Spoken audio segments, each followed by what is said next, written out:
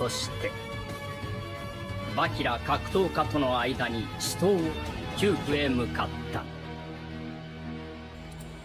Setelah rekap cerita dari peristiwa sebelumnya termasuk Baki yang keracunan akibat tangan beracunnya Nagi, adegan mundur sedikit di sebuah gedung dengan Yujiro berbicara dengan Ali Junior, di mana pertemuan kedua pertama mereka semenjak Ali Junior disentil oleh Yujiro hingga menangis, yang sekarang berbincang tentang kemampuan ayahnya Muhammad Ali, di mana Yujiro yang masih yakin bahwa gerakan Muhammad Ali adalah bukan boxing, tapi adalah seni bela diri campuran, sebuah teknik yang dirancang untuk segala serangan. Tapi sayangnya teknik yang dikembangkan Ali itu belum sempurna hingga saat di akhir gelarnya. Namun di sini putranya Ali Junior percaya bahwa dia kini telah menyempurnakan gaya bertarung ayahnya berdasarkan kecepatan tinju dan gerak kaki. Namun Yujiro yang meringis seakan meragukan kemampuan Ali. Ali Junior yang merasa diragukan akan menunjukkan kemampuannya, sekalian menantang Yujiro Hanma jika tidak keberatan.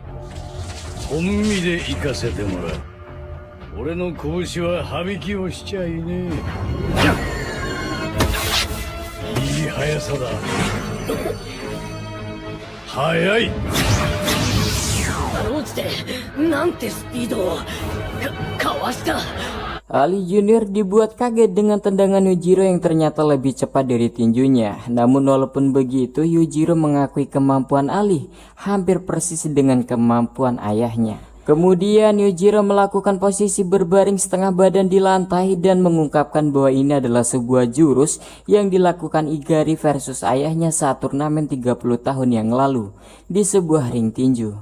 Namun faktanya korban pertama dari teknik ini adalah ayahnya, di mana saat itu Igari yang terpojok melakukan posisi seperti itu dan Muhammad Ali yang kebingungan lekas meminta Igari berdiri dan lekas menyerangnya tanpa Ali berani mendekat.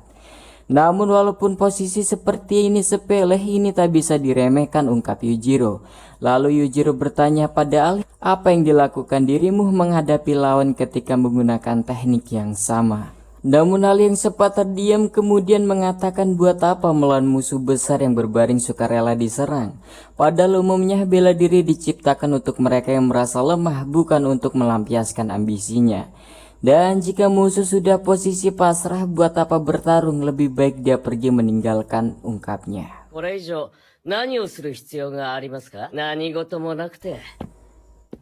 Jelas Yujiro spontan terkejut dengan ucapan Ali, padahal sudah repot-repot dirinya berpose seperti itu dan membuat dia marah karena diabaikan oleh Ali.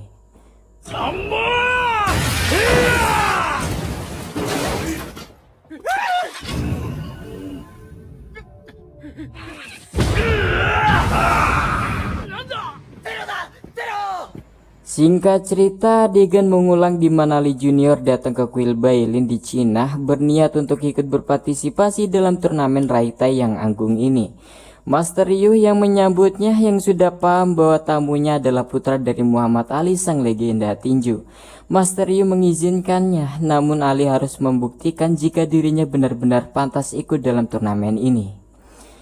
Singkat cerita, Ali Junior harus menghadapi salah satu murid Master Ryu yang berbadan besar. Namun pertarungan yang baru dimulai, lawannya melakukan teknik yang sama yang dilakukan Yujiro Hanma waktu lalu. Dan pria itu mempersilahkan Ali untuk menyerangnya.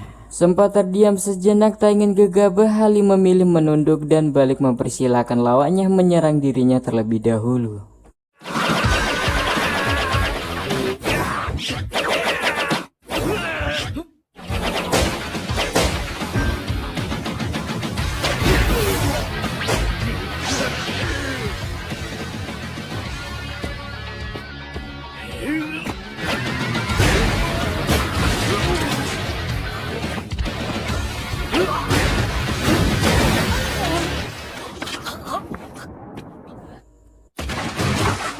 Ya, semua siswa termasuk Master Ryu dibuat terkejut dengan kemampuan Ali, dan Master Ryu mengungkapkan jika pertarungan ini berpapasan dengan kejayaan ayahnya 30 tahun yang lalu, pasti ayahnya akan ikut berpartisipasi dalam turnamen ini. Tapi beruntung sekarang putranya yang dirasa telah mewarisi gaya bertarung ayahnya akan menggantikannya. 楽しみだ。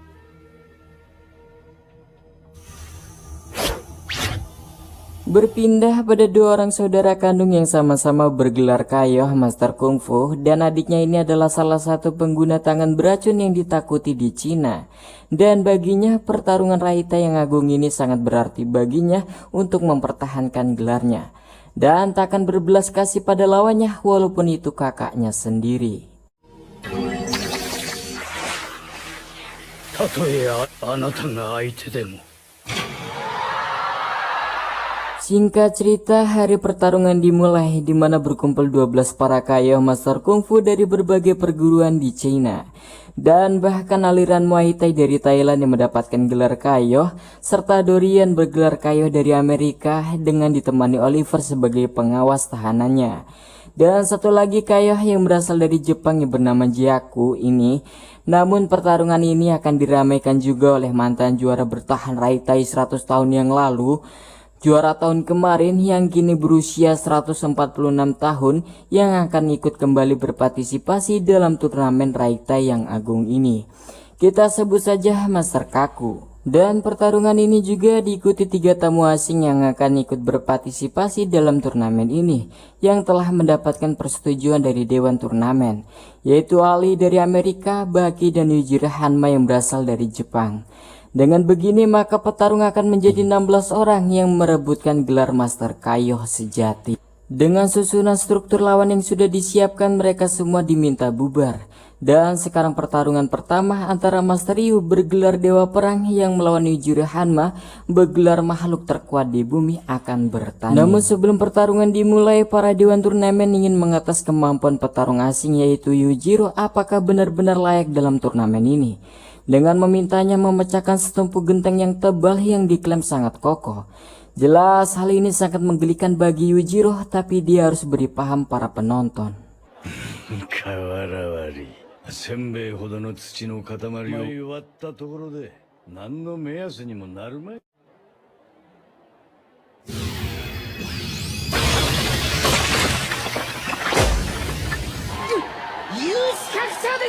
くだらぬショーだ。教えてやる。 Dengan sembari mendekati Master Ryu seakan ingin memulai pertarungannya, dan sebelum itu Yujiro berorasi bahwa latihan 100 tahun yang dilakukan Master Ryu adalah hal yang sia-sia. Dimulai Master Ryu yang mulai terpancing emosi mulai melesatkan serangannya. Tapi sayangnya jari-jari Yujiro lebih cepat menembus kulit wajahnya. これだ。100年も使ったんだ。とっかえてやんな。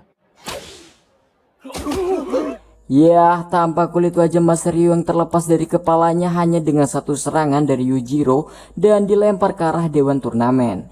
Sempat mengklaim kemenangan pertarungannya, tapi tiba-tiba muncul Retsu yang tak terima gurunya harus terluka akibat serangan yang begitu berlebihan Yujiro, dan balik menantang Yujiro untuk melawannya. これはやってもない。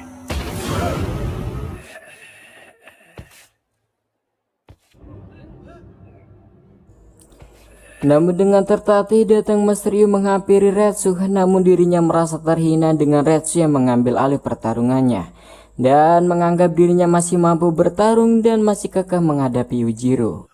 侮辱する気だ。ずるいじじいだぜ。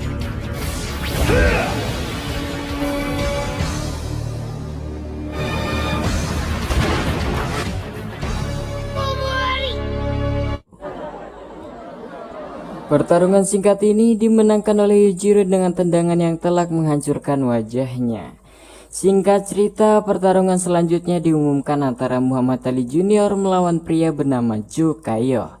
Sementara itu Ali Junior sendiri masih berlatih tinjunya. Tak lama kemudian datang Kazuo yang menghampirinya, yang membuatnya Ali kaget ada wanita yang ia temui di Tokyo waktu itu di tempat ini.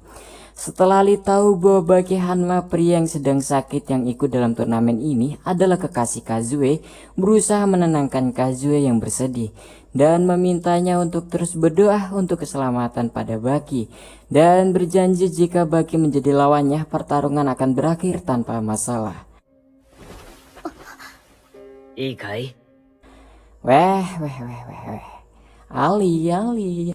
片や北進の竜剣をつく巨人ジョカイオ Singkat cerita, mereka sudah berhadapan dengan Ali yang melawan Jokayo yang ternyata sosok raksasa. Hingga pertarungan dimulai, Jo mulai menyerang.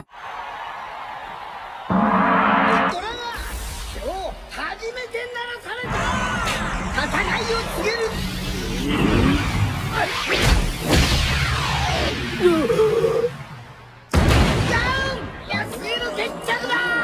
Sebuah serangan Ali mengarah ke testisnya Jo membuat senep yang sangat luar biasa. Pastinya kita ya bagi laki-laki.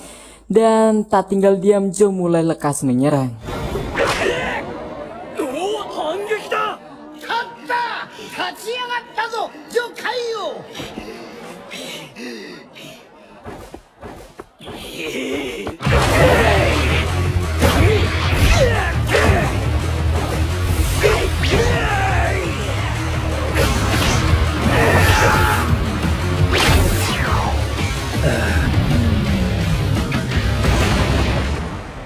なんという来大祭だ。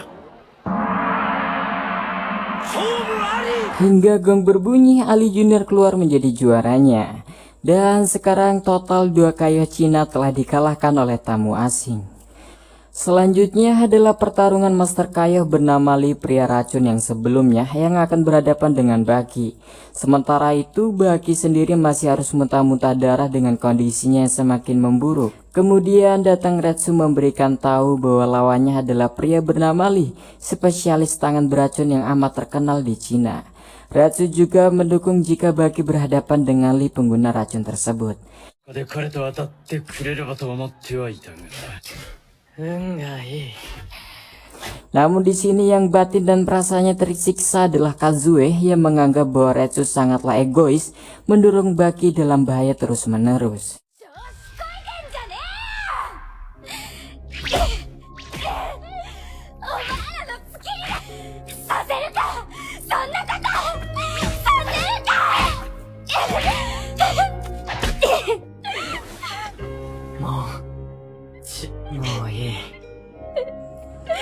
Namun Baki yang mengerti perasaan Kazue menenangkannya bahwa dia tak keberatan akan hal ini.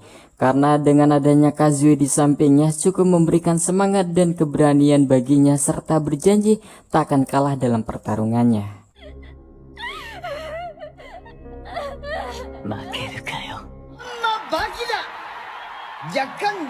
Singkat cerita, pertarungan ketiga dimulai. Baki yang kurus akibat racun harus melawan pria bernama Lee Kayo, pengguna tangan beracun.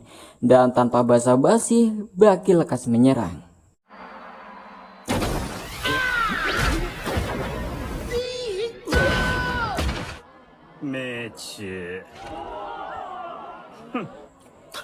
Namun sayang, tendangan Baki mengenai tangan beracunnya Lee yang mengakibatkan benjolan biru besar mendadak di kakinya. Baki yang menyadari akan bahaya jika dibiarkan benjolan tersebut, dirinya menyedot semua darah di benjolan tersebut.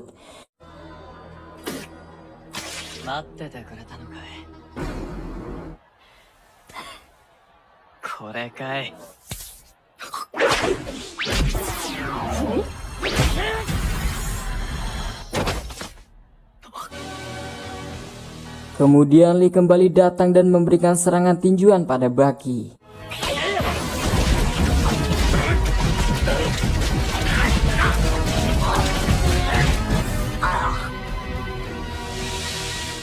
Ya, entah bagaimana tiba-tiba bentuk tangan beracun Lee menjadi normal kembali dan mengecil.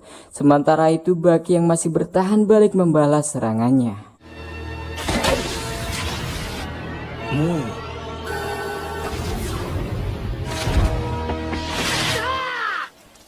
Namun Baki harus terjatuh efek pukulan Lee yang mendadak membuatnya memuntahkan darah yang begitu banyak.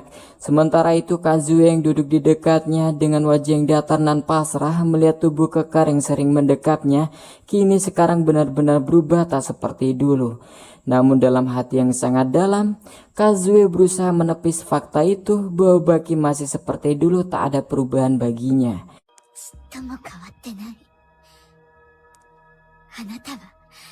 sembari menangisi air matanya yang menghujani Baki dan membuat Baki kembali terbangun.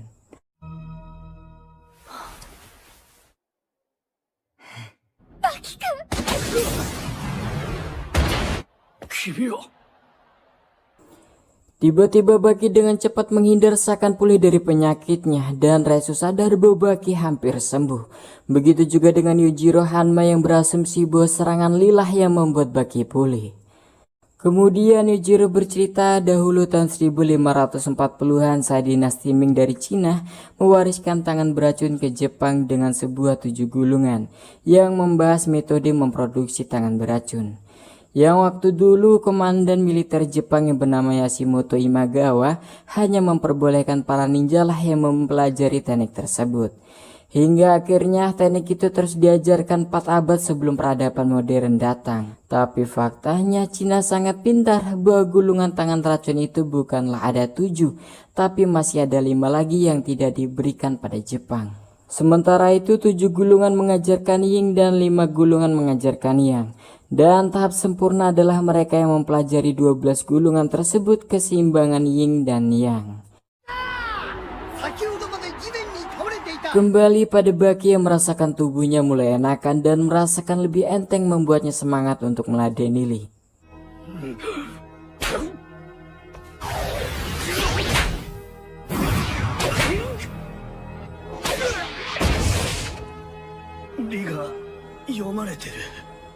Di sini Lee menyadari dengan kemampuan Baki sekarang bahwa serangan Yin dan Yang tangan beracunnya memberikan efek pada tubuhnya Baki, menetralkan racun dan mengeluarkan racun di otaknya, ditambah euforia atau sebuah kekuatan imun semangat atau imun bucin dari pacarnya telah memberikan dorongan besar pada Baki untuk bangkit. Entah apa yang dijelaskan Lee membuat Baki bingung, tapi sekarang rasanya tubuhnya ingin mengalahkannya.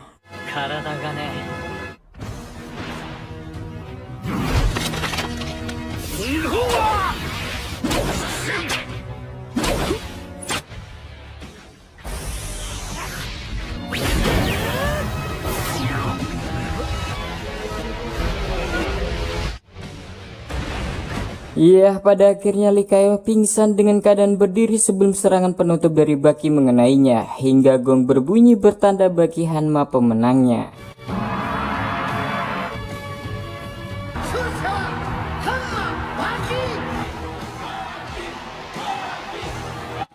Dan jelas membuat Kazue senang dengan atas membaiknya kondisi Baki sekarang.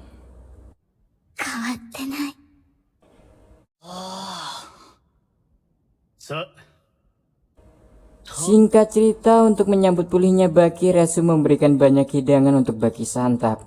Jelas dengan setelah beberapa minggu dirinya tak nafsu makan, kini membuat Baki ingin memakan semuanya yang ada di depannya.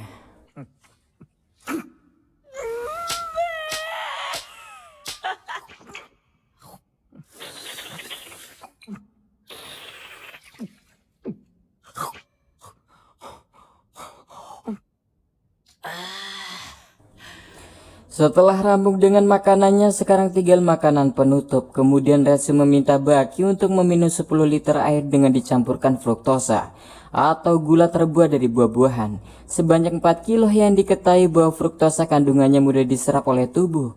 Walaupun tubuh Baki sudah netral dari racun, namun belum pulih sepenuhnya. Sembari mengaduknya dengan tangan, meminta Baki untuk menghabiskannya.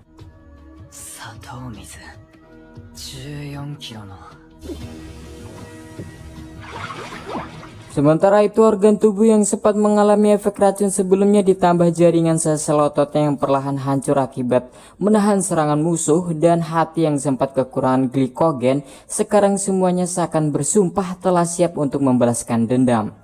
Dan pada saat itu juga Baki merasakan pemulihan di tubuhnya yang sangat luar biasa dengan asap yang banyak keluar dari tubuhnya.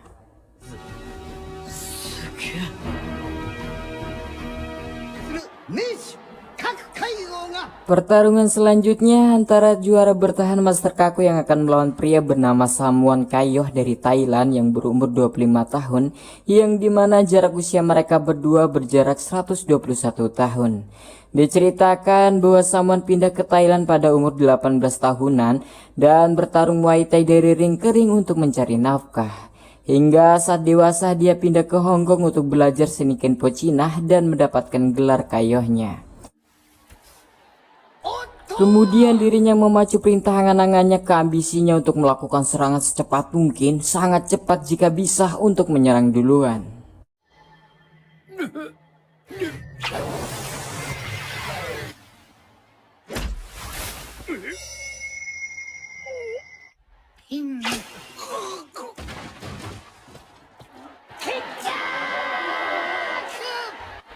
Iya, lagi-lagi testis atau bahasa Inggrisnya Priscilline yang diserang, sebuah titik vital sekuat apapun petarung dan gelarnya, pasti ketika disentil testisnya membuat pria tak berdaya. Dan kali ini membuat pertarungan berakhir dengan singkat. Setelah pertarungan usai, Master Kaku diserbu wartawan atas pertarungannya yang begitu singkat. Namun sembari menyentil kepala wartawan, beliau mengatakan bahwa prinsipnya dalam bertarung, dirinya tak membutuhkan kekuatan untuk bertarung tapi sebuah teknik. Karena kekuatan bukan hal yang utama dari pertarungan, tapi adalah teknik yang jitu. Dan menjelaskan menggunakan teknik yang sesuai dengan situasi, sembari memperkirakan kecepatan yang sesuai. Kendalikan emosi saat diserang dan harus tahu kapan jika harus menyerang. Di sisi lain, Mas Samuan masih merasakan sakit di testisnya dan teriak yang bagaimana si Johnny-nya terbuka di hadapan penonton, membuat ia meluapkan emosinya dengan menendang tiang.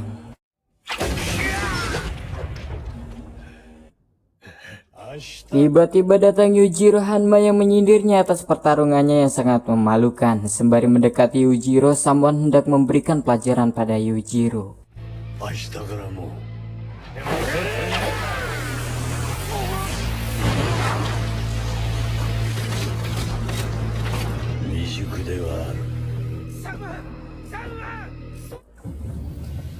Berpindah pada Baki di ruangannya yang penuh kabut lembab yang berasal dari tubuh Baki yang masih memperistirahatkan organnya, dan Baki yang mulai terbangun merasakan tampak lebih bugar di tubuhnya daripada sebelumnya. Baki.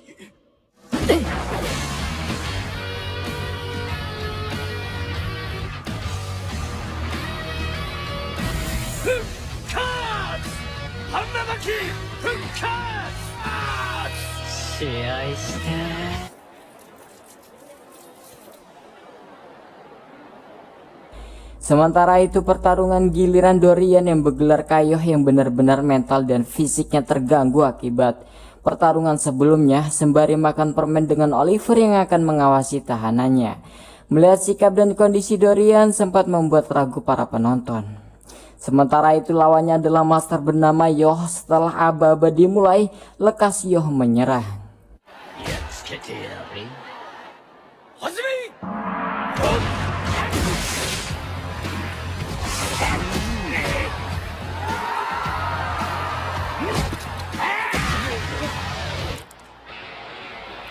Hingga permennya terjatuh, Dorian hanya berfokus pada permennya tanpa menghiraukan serangan Yoh.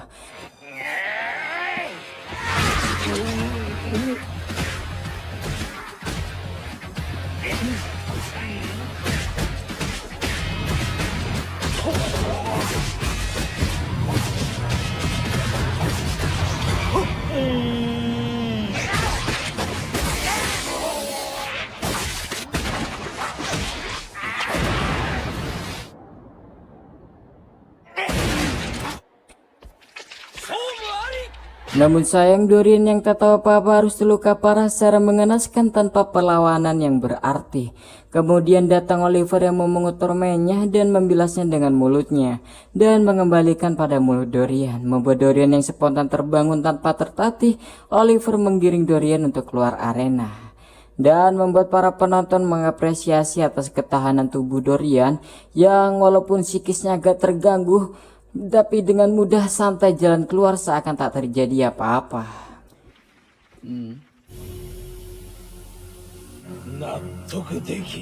Namun tak lama kemudian, Yoh yang tak puas dengan pertarungannya tak terima jika Dorian yang keadaannya seperti itu mendapat gelar Kaiyoh dan meminta pertandingan diulang kembali dan yang serius. Oliver berusaha memberitahu Yoh bahwa Dorian sedang sakit dan Dorian ikut turnamen hanya menggugurkan pertarungannya saja. Tapi jika masih belum terima, Oliver menawarkan diri untuk menjadi lawannya. Saat ditanya Yoh apakah dirinya brutal, tentu sangat brutal. Spontan mengangkat tangannya, Yoh membuat Yoh ketar-ketir.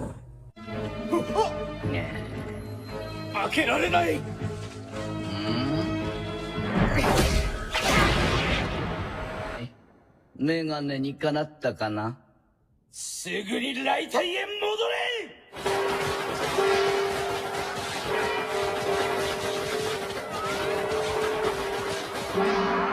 Singkat cerita, setelah mendapatkan persetujuan dari Dewan Turnamen, dikabarkan akan ada pertandingan spesial antara Oliver asisten Dorian dengan Yoh yang membuat para penonton tertarik bersorak. Di saat mereka sudah saling berhadapan, Yoh dengan sombong mengungkapkan bahwa tubuhnya sudah terlatih di berbagai situasi dan kondisi. Dimulai serangan rantai, dilindas truk, ditembak meriam mandi, di air terjun setinggi 30 meter sampai panggi, dan sekarang Yoh mempersilahkan Oliver mengetes ketahanan tubuhnya. Lalu dengan senang hati Oliver menerima tawarannya. 通用するはずもないのだが、お言葉に甘えさせてもらうだけだし。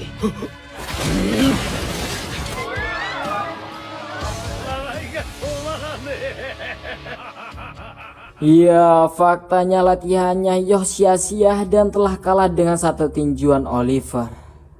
オリバーこんな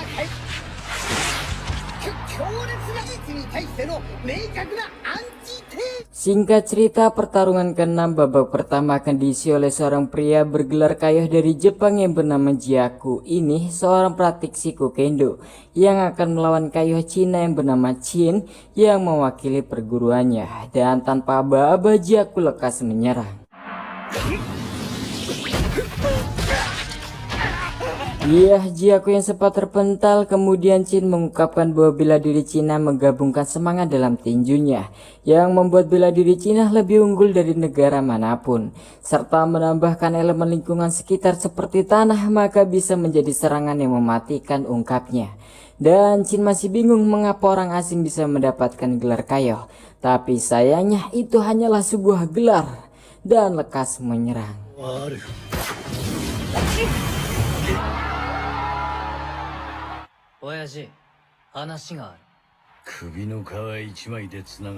Di tempat berbeda, Baki menemui ayahnya meminta bertarung dengannya karena menurutnya jika dirinya bisa melampaui kemampuan ayahnya sedikit saja, dengan mudah baginya mengalahkan ayahnya.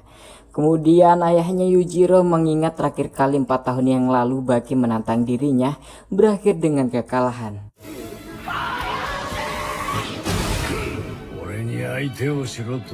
Tapi sembari membuka baju, Baki balik mengungkapkan apakah ayahnya yang takut kali ini.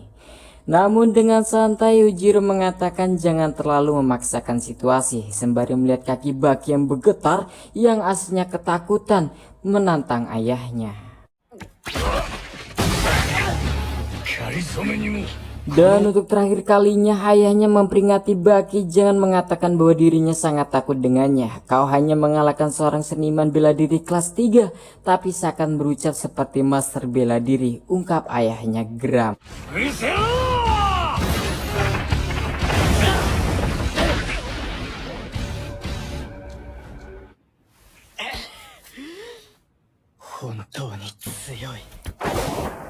Baki yang kembali bangkit berusaha menghampiri ayahnya untuk melakukan serangan balik, tapi ayahnya sendiri sudah tiada. Kembali pada Jiaku yang sempat terpental namun tak berakibat fatal pada tubuhnya. Seraya menghampiri Chin perlahan, kemudian Jiaku menawarinya untuk melatih tekniknya pada murid-muridnya di Jepang. Sontak semua dibuat kaget dengan Jiaku yang merekrut orang di tengah pertarungan, dan Jiaku yang masih menyudutkan pikiran Chin atas tawarannya sebagai pelatihnya. Tapi faktanya itu adalah sebuah pengalihan fokus untuk seluasa Jiaku membanting Chin.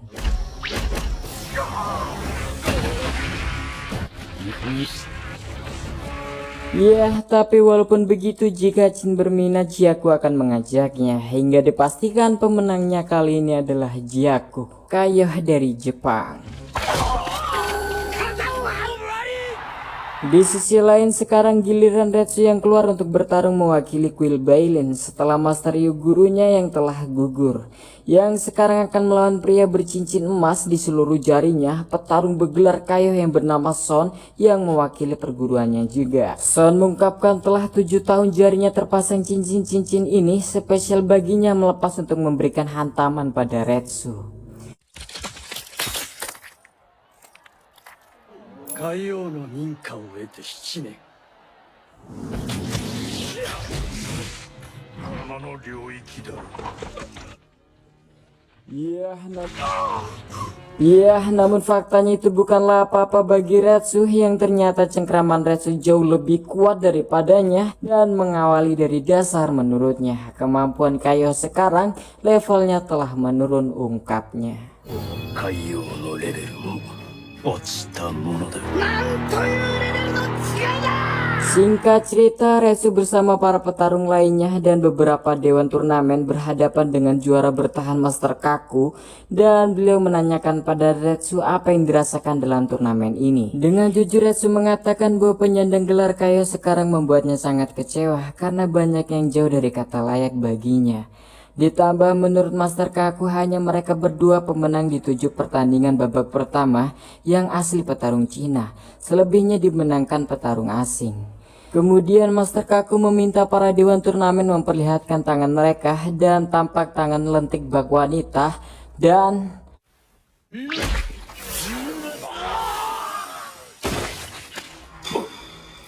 ya, terputus itu adalah hukuman yang diberikan pada para dewan karena menurut Master Kaku gelar Kayo tak bisa diberikan oleh orang asing. Kemudian Master Kaku memanggil 2 orang petarung lain. Perkenalkan, dia bernama Sunsei, putra Master Kaku saat dia berumur 120 tahun yang lalu. Dan temannya ini adalah Ron. Di sini Master Kaku ingin membuat persekutuan petarung Cina dengan merekrut 2 orang ini untuk melawan petarung asing. Namun ada 1 orang yang menolak karena dirinya belum bertanding. Namun dengan sedikit diberikan sentuhan, pria itu pun ambruk dan sekarang anggota mereka menjadi cukup untuk bertanding dengan melawan petarung asing. Singkat cerita, Retsu menyampaikan sistem pertarungan akan dirubah di mana grup dibagi menjadi 2 kelompok antara petarung Cina melawan pemenang petarung asing, 5 versus 5. Yang seakan Yujiro tahu bahwa mereka para petarung Cina tak mau jika turnamen ini dimenangkan oleh pihak asing dan membuatnya hanya bisa tertawa.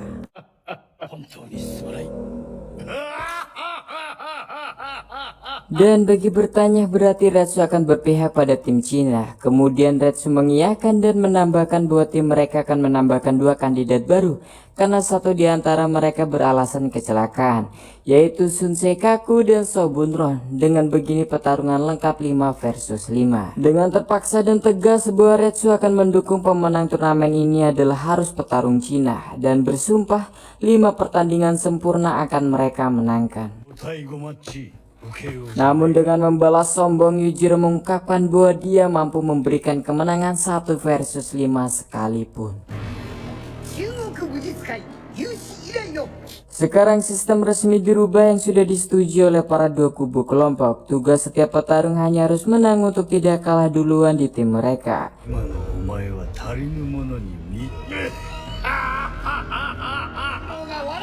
Di belakang ring, Yujiro ketua tim tak membiarkan jika tim petarung Cina mendapatkan 5 kemenangan yang sempurna. Walaupun Cina sudah dikenal 4000 tahun seni bela dirinya, dan sekarang Yujiro berniat mengubah sejarah itu menjadi mutlak lelucon. Dan untuk pertama kalinya Yujiro Hanma sebagai ayah mengajak anaknya untuk bekerja sama dengannya. Walaupun Baki yang sangat membenci ayahnya apalagi mukanya, asumsi ayahnya atas masalah ini dia sepakat. Dan kini walaupun diantara mereka banyak masalah satu sama lain, mereka memendam hal itu demi kekompakan satu tim. Dan kini Oliver yang akan maju pertama melawan Sobun Ron, dan Yujiro yang menyambutnya memintanya bersiap atas lawannya yang akan dihadapinya.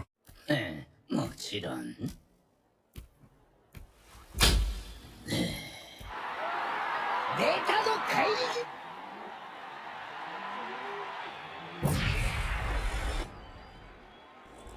Kemudian di tengah ring Oliver membuka bajunya menyisakan celana dalam yang menampakkan ototnya yang besar dan berurat. Berbeda dengan Mas Ron yang lebih santai dan tertutup dengan tangan yang berada di sakunya dan wajah yang acuh tanpa memandang lawannya. Namun itulah wajah yang tampak sangat berbahaya. Oliver yang menghampirinya lekas memberikan serangan santainya. Namun hal itu ternyata telah ditanggapi cepat oleh Ron juga yang santai menahan dengan satu tangan lagi yang berada di sakunya. Tapi tampak jelas keduanya sama-sama kuat karena terlihat lantai retak yang menahan pukulan Oliver. Namun juga masih dihadapi santai oleh Ron yang menahan serangan Oliver dengan satu tangannya.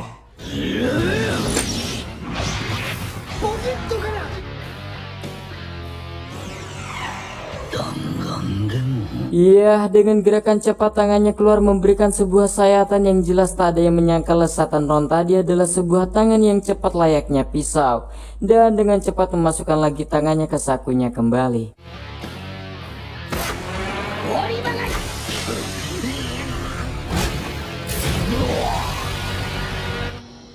Iyaika. Iyaida.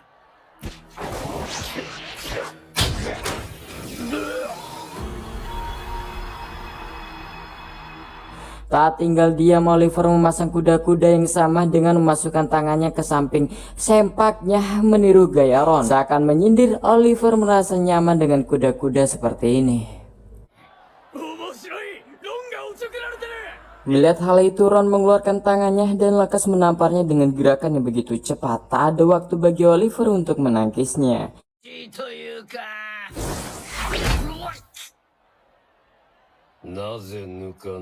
Kemudian memasukkan kembali tangannya ke posisi semula, membiarkan Oliver untuk menyerangnya dengan senang hati. Dan Oliver pun akan melakukannya.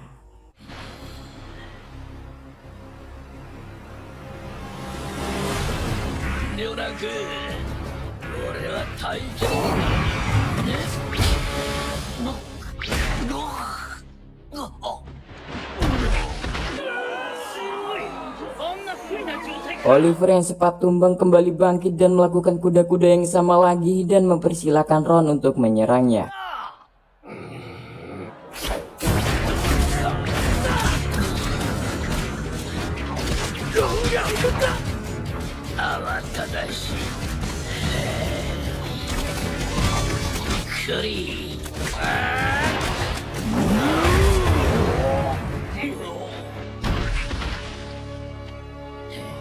Sempat mengumpulkan kekuatan yang berpusat pada tangannya hingga menghempaskan Ron, membuatnya terjatuh tak sadarkan diri. Bahkan membuat Yujiro dan penonton lainnya tak percaya dengan serangan Oliver yang mampu menumbangkan Ron. Namun tak lama kemudian Ron kembali bangkit. Namun Oliver yang mulai terbiasa dengan serangannya Ron membiarkan dia terus menyerangnya tanpa perlawanan. Hingga dirasa tepat Oliver memegang kepalanya dan mulai adu banteng dengannya.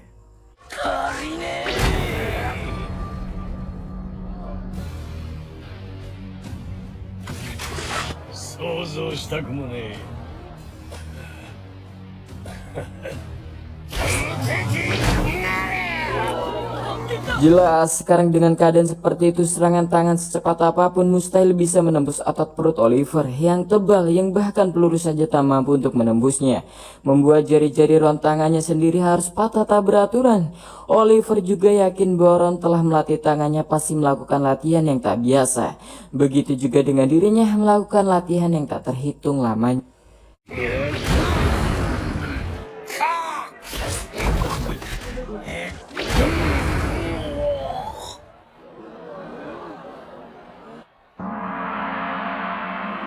Hingga pada akhirnya bersamaan gong berbunyi pertarungan babak pertama antara dua kelompok dimenangkan oleh Oliver. Jelas awal kemenangan membuat Yujiro bangga pada Oliver. Namun berbeda dengan Master Kaku yang sedikit kesal. Mereka yang telah bersumpah akan melakukan 5 menangan yang sempurna, tapi harus diawali oleh kekalahan.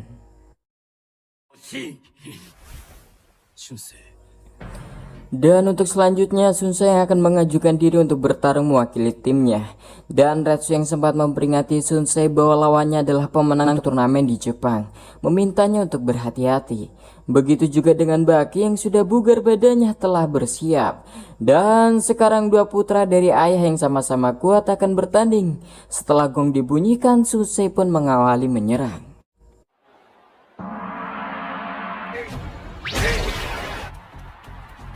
Namun dengan cekatan Baki menghindar ke kanan dan lekas mengincar dagunya, membuat fatal otaknya berguncang membentur dinding tengkorak secara berulang-ulang dan bisa berakibat fatal gegar otak. Namun Baki yang menambahkan serangan dari arah bawah memperparah kerusakan kepala dalamnya dan terus-terusan menyerang mengincar kepalanya.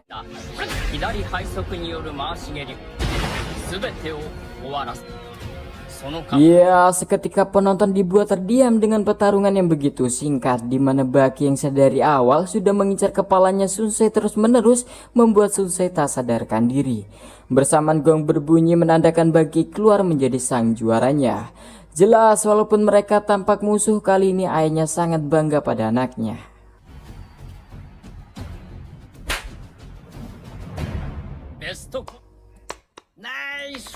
Dan membuat timnya bangga, begitu juga dengan Jiako yang berasa ingin merekrut Baki menjadi pelatih muridnya. Sementara itu Sunsei yang tersadar terbangun di ruangan istirahat yang sudah ditunggu ayahnya. Dan Master Kaku sedikit kecewa atas kekalahannya, bahkan meragukan Sunsei jika dia anaknya.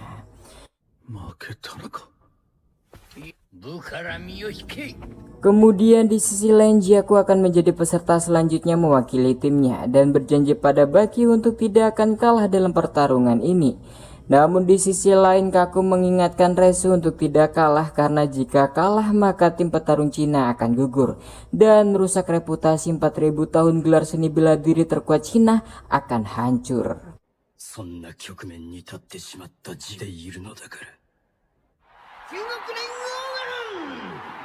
Hingga mereka berdua saling berhadapan bersamaan pertarungan dimulai.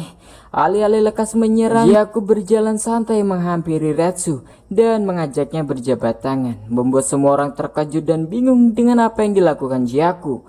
Namun siapa sangka itu adalah awal serangan dari Jiako.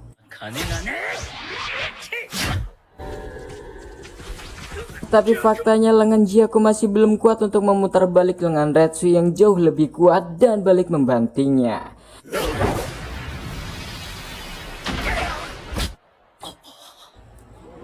Sempat terpental bersama olok-olok dari penonton karena dianggap curang, Jiako kembali mengajak Retsu bersalaman.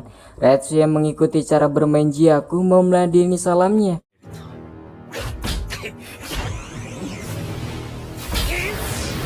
Tapi lagi-lagi Retsu sudah tahu apa yang mau dilakukan Jiako yang kini mereka saling adu otot perut membuat Jiako kesulitan membantingnya.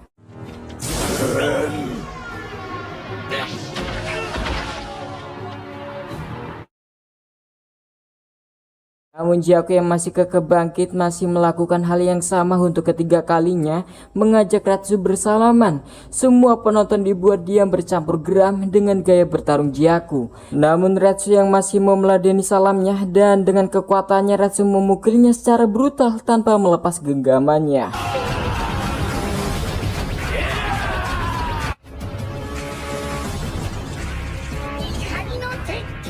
Tapi tiba-tiba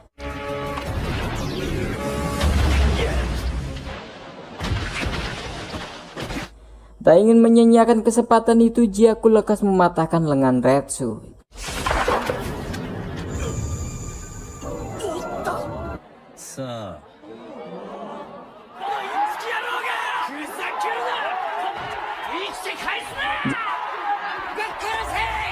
Jelas membuat penonton yang tak terima turun ke arena ramai-ramai, namun langkah mereka dicegat oleh Retsu yang meminta mereka kembali karena ini bukan pertarungan mereka dan tak perlu mencemaskannya serta meminta mereka kembali ke kursi masing-masing. Dan kini dengan satu tangan masih mampu menantang Jiako.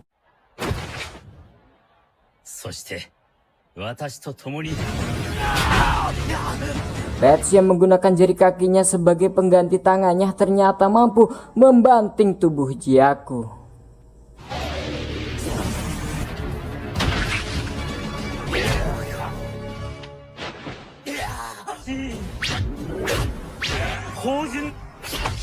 di mana Jiaku menekan titik vital kaki yang sering disebut Sanjiao, di mana tempat lewatnya saluran limpa kaki, meridian hati kaki, dan meridian jantung. Dan jika berhasil menyerang titik ini, maka akan memicu ke seluruh tubuh dan merubuhkan lawan sebesar apapun itu. Dan apa itu meridian? Saya juga tidak tahu.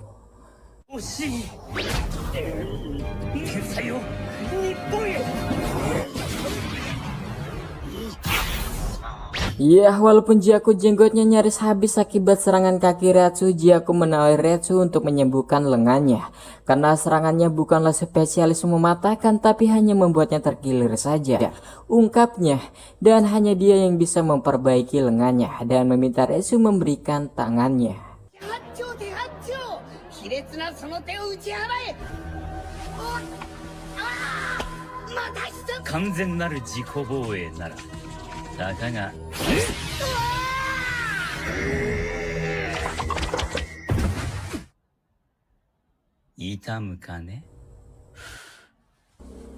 Setelah berhasil membelokkan persendiannya Retsu, Jiaku meminta pertarungan dimulai lagi dari awal. Begitu juga dengan Retsu yang bersemangat menyerangnya.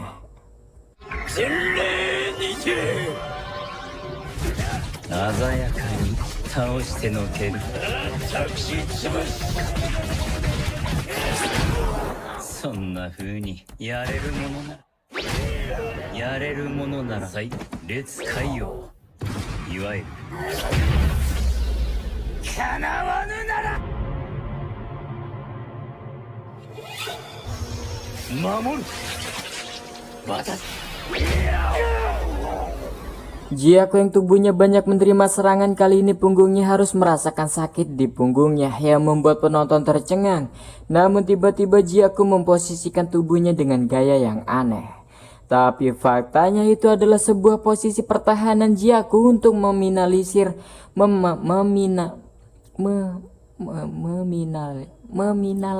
Jiaku yang tubuhnya banyak menerima serangan kali ini punggungnya harus merasakan sakit yang amat di punggungnya yang membuat penonton tercengang. Namun tiba-tiba Jiaku memposisikan tubuhnya dengan gaya yang aneh. Tapi faktanya itu adalah sebuah posisi pertahanan Jiaku untuk meminimalisir serangan ke area lain. Seraya berbalik ke arah Retsu dan bertanya mengapa berhenti. Jelas membuat Retsu benar-benar marah dibuatnya. Tapi sayangnya itu hanyalah sebuah pancingan untuk Jiaku mendekat.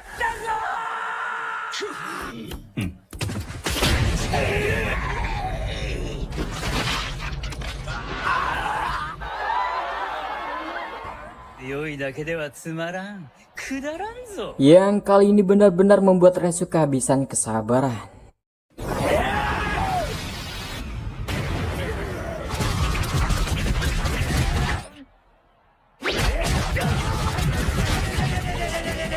Dengan serangan beruntun tanpa henti, Retsu terus menyerang Jiaku. Begitu pula dengan Jiaku yang memposisikan tubuhnya mode bertahan, di mana dia melakukan hal itu karena itu adalah sebuah posisi ideal untuk menahan serangan beruntun.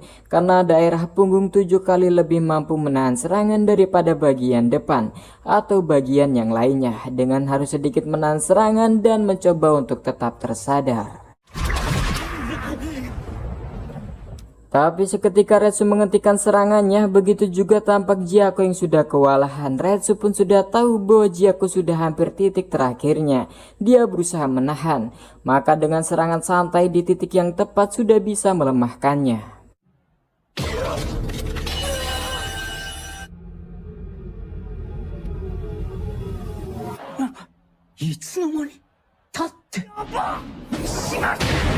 Ya, Jiaku harus menerima kekalahannya dengan serangan dari Retsu. Namun begitu tangannya masih kuat bergelantungan di tangannya Retsu tanpa terjatuh. Dan dengan begini kemenangan Retsu memberikan harapan bagi tim Cina.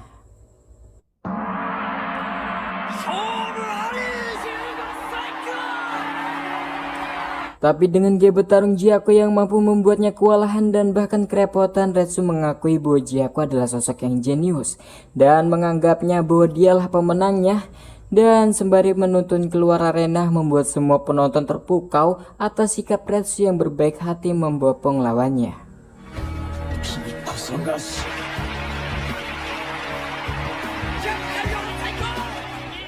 Tapi faktanya Jiako adalah pria tangguh yang ternyata dia masih bugar. Keadaan tubuhnya membuat Retsu sangat kesal. わしと日本に渡ってくれ。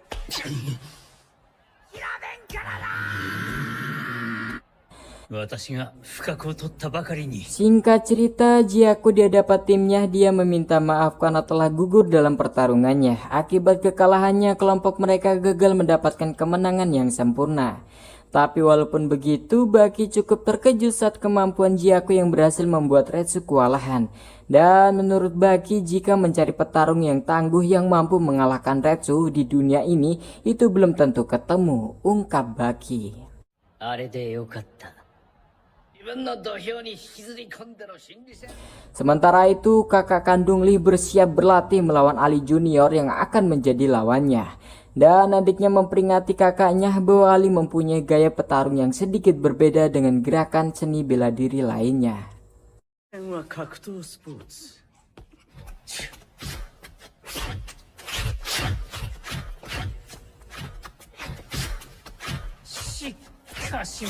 Sementara itu di tempat berbeda, Jiako yang melihat gerakan Ali berlatih seperti tarian, ungkapnya.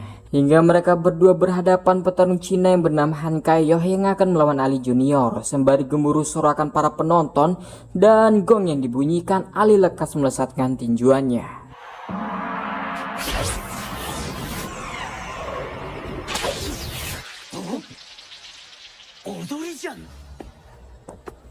Han cukup kagum dengan tinjuan Ali, namun sayangnya Ali tak mempunyai teknik menendang, maka dia akan mencontohkannya.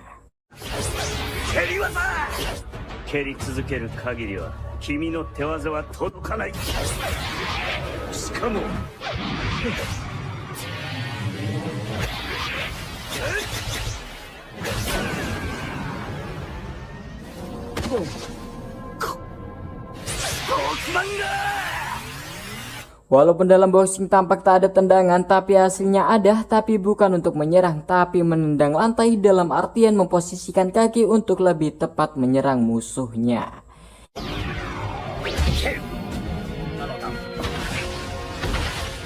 Ya, Han harus tumbang dengan 2 kali tinjuan boxing dari Ali, namun Han yang masih belum terima meminta Ali berhenti, seakan meminta melanjutkan pertarungannya.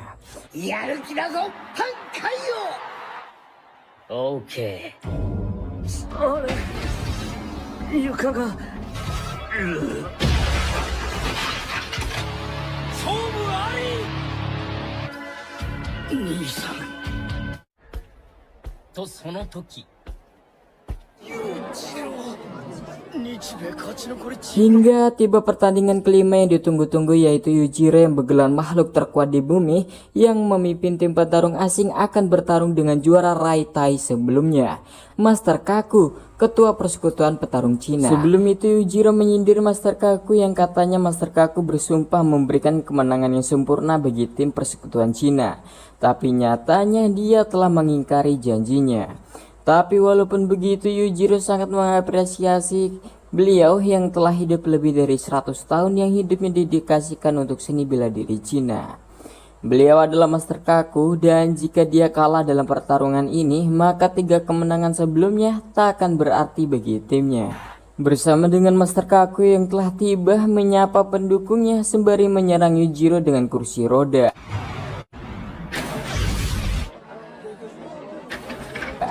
Jelas mudah bagi Yujiro menangkapnya dan meminta Kaku untuk lekas duduk di kursi rodanya. Kemudian sembari mendorongnya mengitari ring, Yujiro bertanya pada Master Kaku apa yang dia korbankan dan apa yang didapatkan sampai bisa di titik ini.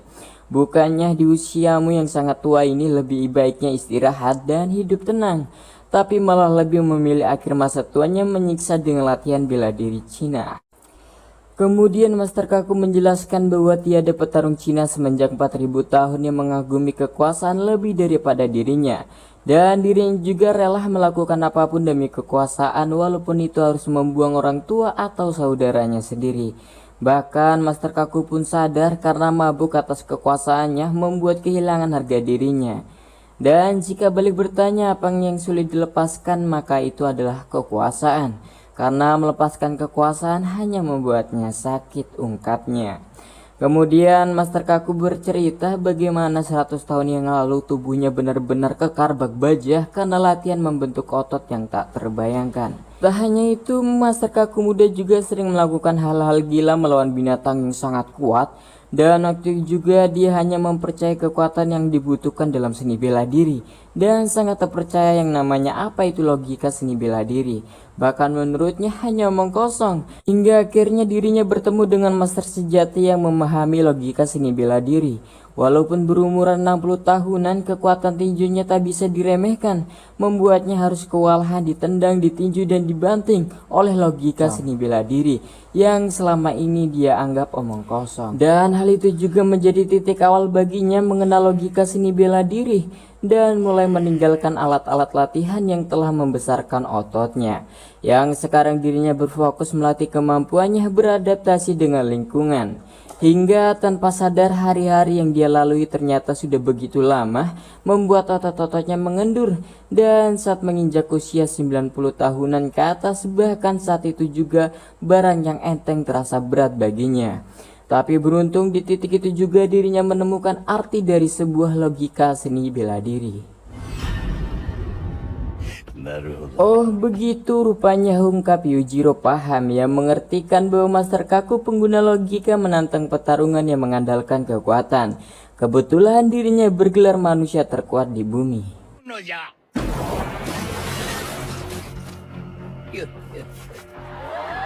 Dan sekarang akan terjadi petarung tenaga terkuat melawan teknik bela diri terhebat. Ayo koi.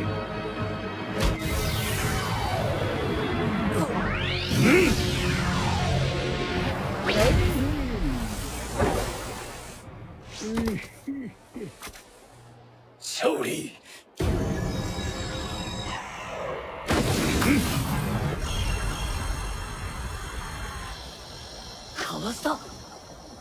Walaupun tampak menghindar, tapi nyatanya Retsu tahu bahwa Master Kaku sempat terkena serangan Yujiro yang mengkoyakkan rahang bawahnya.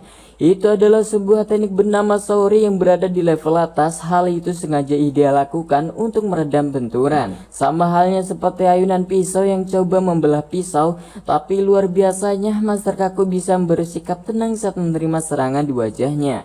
Dan tampak kacamata Master Kaku yang hancur menancap dinding menyiratkan serangan Yujiro bukan main-main kuatnya.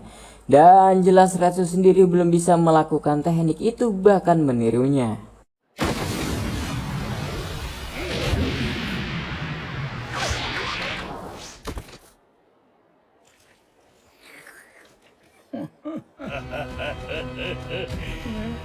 Kemudian Yujiro tak terkejut dengan teknik itu dan sudah mengenalnya bahwa itu adalah teknik yang sudah ada 4000 tahun yang lalu, di mana hal itu sama layaknya ketika seorang menghadapi serangan wajah mempunyai fase terdiam tanpa bergerak.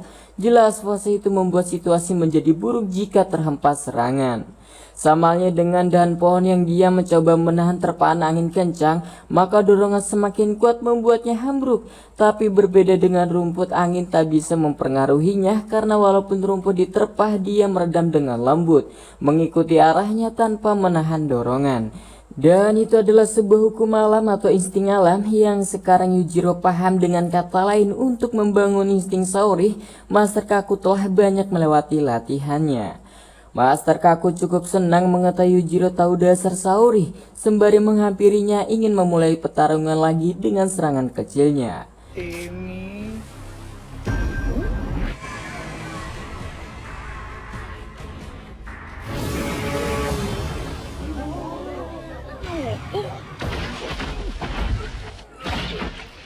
Ya, hal itu membuat Retsu tercengang. Yujiro bisa menghempaskannya. Faktanya Yujiro sebelum diserang, dia lebih dahulu mencabut rambut Master Kaku, di mana hal itu menghancurkan fokusnya, membuat tubuhnya terdiam sejenak, memperhambatnya untuk melakukan Saori.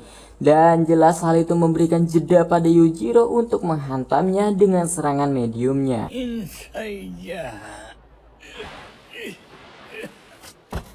Dan Master Kaku pun tak menyangka ternyata Yujiro bisa menemukan celah dari tekniknya, dan kembali menghampirinya dan menawari pukulan tua bangkanya.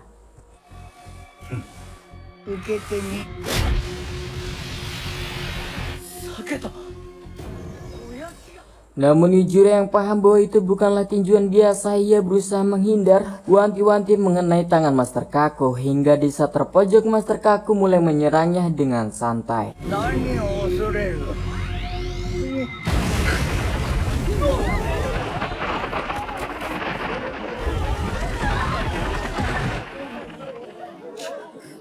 化け物かよ。バレちゃった。 Iya, benar saja, barusan itu bukanlah pukulan biasa. Faktanya tinjuan santai yang bisa menghancurkan dinding ring sampai terbelah. Dan ternyata Yujiro sudah tahu betapa bahayanya serangan itu. Dan hal itu bisa terjadi karena ketika menggunakan teknik Saori maka tubuh akan kehilangan massa tubuh dan otomatis melemaskan tubuh penggunanya. Sedangkan pukulan yang dilakukan Master Kaku itu berasal dari relaksasi ekstrim yang dia lakukan. Dengan kata lain, Master Kaku memungkinkan mengubah Saori pertahanan menjadi Saori penyerangan. Saori to wa tsumaru tokoro ano bakageta dageki yoku no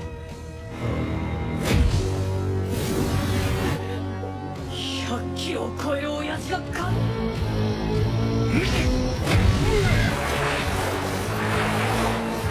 いや、嬉しかろう。 Sempat merasakan serangan beruntun dari Master Kaku, tapi Yujiro masih bisa berdiri tegak tanpa terluka dan membalasnya dengan tawa. Sembari berkata, tanpa sadar kau telah melakukan kesalahan yang membuat Master Kaku dalam masalah, ungkap Yujiro.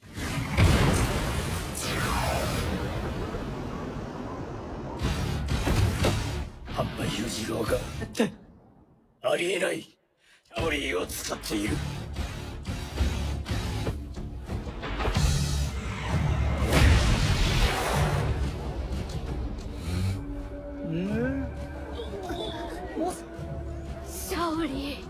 Dan ternyata Yujiro telah berhasil mengkopi jurus Saori, teknik yang sama dengan yang dilakukan Master Kaku. Hanya dengan melihatnya saja memungkinkan dia sekarang lebih tenang menghadapi serangan Master Kaku dan mengikuti arah serangannya. Wah, cukup membuat Master Kaku terkejut ketika Yujiro mampu menggunakan jurus yang sama padanya. Tapi walaupun begitu, Master Kaku tak terkejut lebih jauh mengetahui reputasi Yujiro yang seorang jenius dan bergelar makhluk terkuat di bumi. Tapi sekarang Master Kaku menantang Saori Yujiro melawan Saori miliknya. Mana yang lebih original? Ya, tapi walaupun begitu Yujiro menolak menggunakan Saori karena teknik itu bukanlah gaya normalnya bertarung. Dan barusan hanya iseng-iseng saja, Yujiro punya gaya bertarung sendiri. Kemudian Yujiro menunjukkan bagaimana pukulan terkuat sebenarnya. Menurut Yujiro, bertarung berarti membebaskan kekuatan.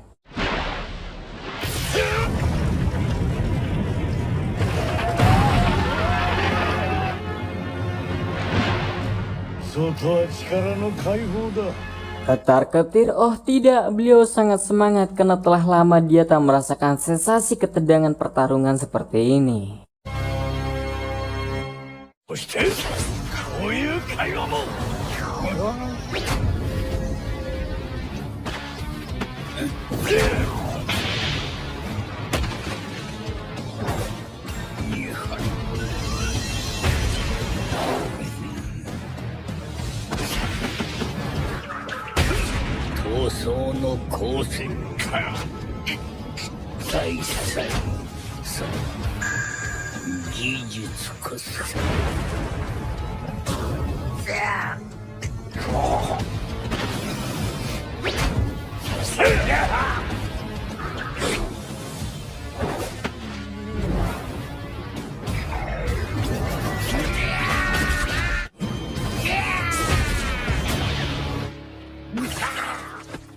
Dan Yujiro yang sempat terseret beberapa meter akibat serangan Saori Master Kaku membuat Yujiro semakin serius memperlihatkan kekuatannya.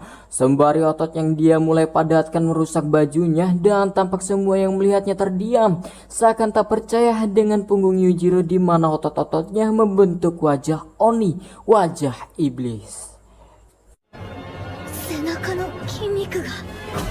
Oni no kao no yona.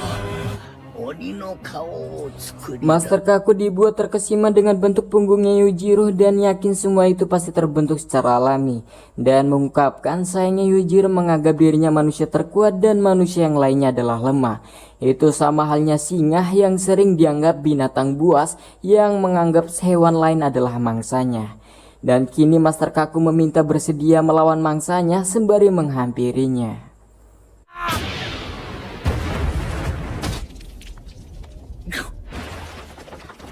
Iya, tampak sekarang Master Kaku sudah tak bisa menggunakan teknik Saori pertahanannya lagi, mengakibatkan dirinya terbentur langsung ke tembok tanpa bisa mendarat dengan halus.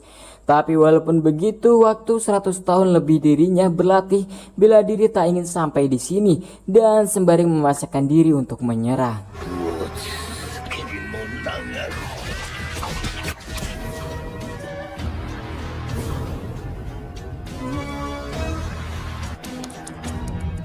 Iya, tapi sayangnya latihan 100 tahun itu masih kurang jika ingin merobohkan tubuh Yujiro yang ternyata masih berdiri tegak tanpa menyerang.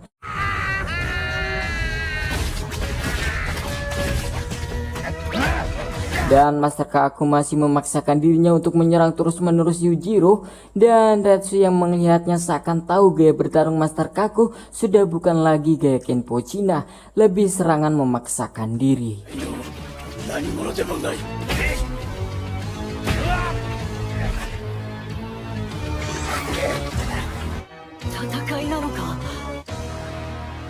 Dan saat sudah selesai dengan tinjunya, cuy, sekarang giliran Yujiro yang menyerangnya.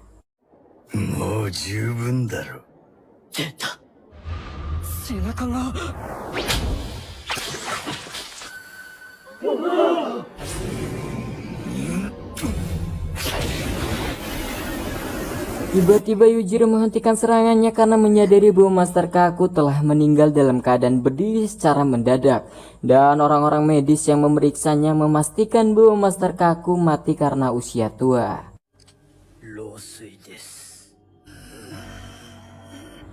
Jelas hal itu membuat Yujiro marah dan kesal karena sedikit lagi dia akan memenangkan pertarungan ini. Tapi dengan kematian sebelum menerima serangannya, seakan pertarungan bisa dikatakan tiada pemenangnya.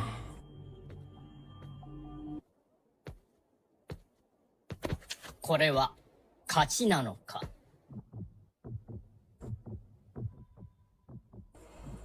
Singkat cerita, di ruangan medis semua perawat dibuat kaget dengan terbangunnya Master Kaku yang sebelumnya dipastikan telah meninggal.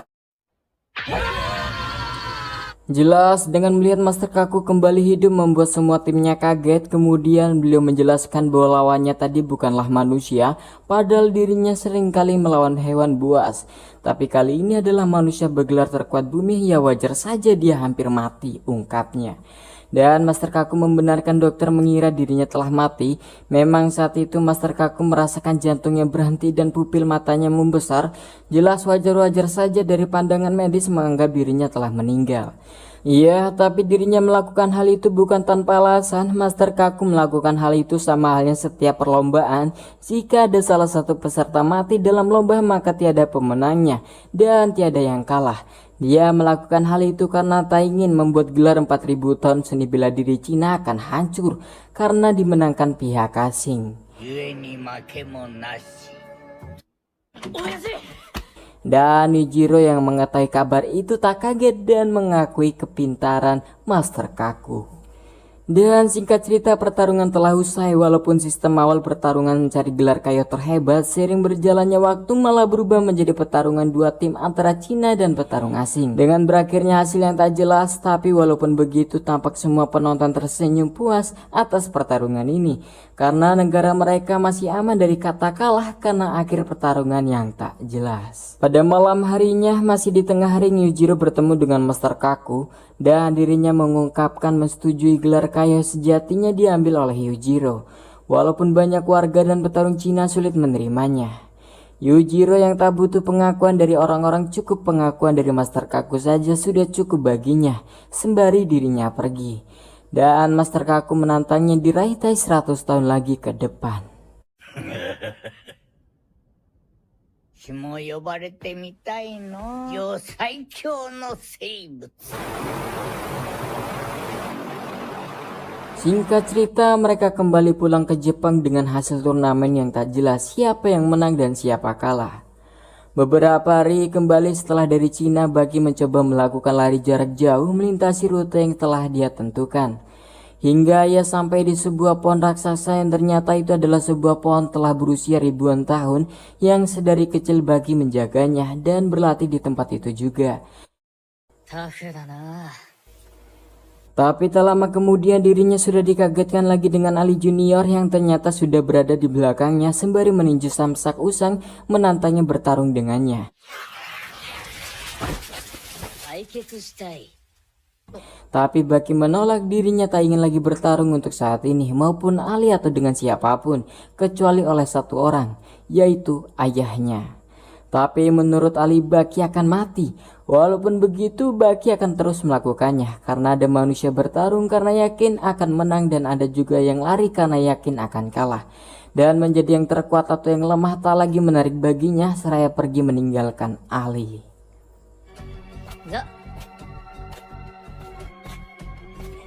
Namun Ali sendiri akan memastikan dirinya suatu saat akan bertarung melawan Baki.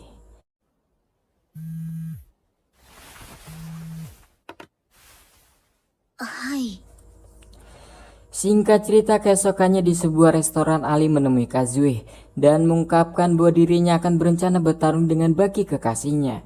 Lalu Kazue bertanya mengapa mengabari tentang hal itu.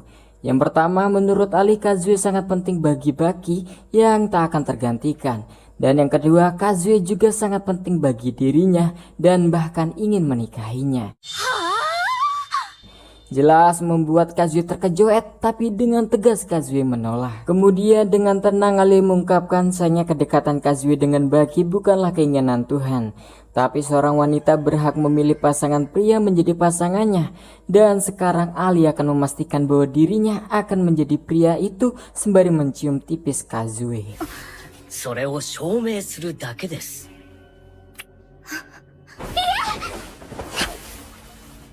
Weh. Singkat cerita, pada malam harinya Ali menemui Shibukawa yang karena katanya menjadi salah satu petarung yang dihormati oleh Baki, yang kini Ali ingin menantangnya bertarung. Dengan senang hati pas Shibukawa meladeninya dengan mengawali menyerang.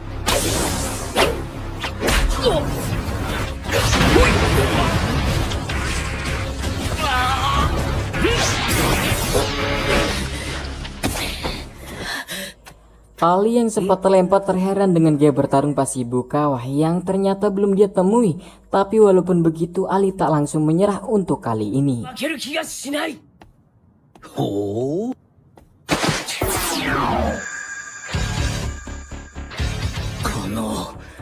Iya, namun Ali menghentikan tinjunya sebelum benar-benar mengenai wajahnya pas Shibukawa.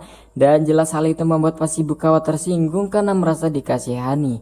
Tapi Ali di sini hasilnya tak ingin mencelakainya, tapi mengasihani seorang ahli bela diri adalah suatu tindakan yang tak sopan dan meremehkan. Lebih baik dia melumpuhkan Pak Shibukawa.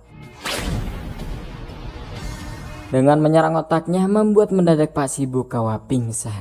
Berpindah pada Kazue yang mengadu pada Baki bahwa ada seseorang yang ingin melamarnya. Baki yang berusaha santai berkata jika ucapan Kazue benar maka dirinya pasti sangat-sangat amat marah. Tapi Baki mengembalikan keputusan pada Kazue. Semua ada pada Kazue, terserah memilih yang mana. Karena dirinya tak mempunyai hak atas hatinya. Jelas hal itu membuat Kazue sangat terkejut. Kembali pada Ali yang malam selanjutnya menjumpai Orochidopo yang wajahnya kini telah agak pulih. Dan Orochidopo dirinya tak bisa mempercayai bisa melihat langsung putra Muhammad Ali.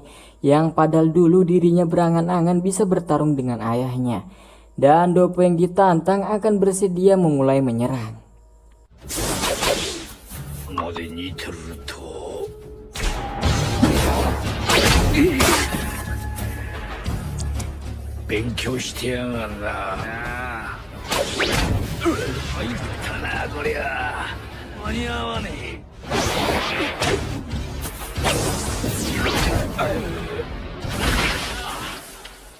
Sempat beberapa kali terkena tinju Ali membuat Orochidopo terpental, tapi beruntung ini bukan turnamen olahraga boxing, pasti dia kalah ungkapnya dan sekarang meminta Ali meneruskan serangan pada dirinya. でみりゃいい。おや？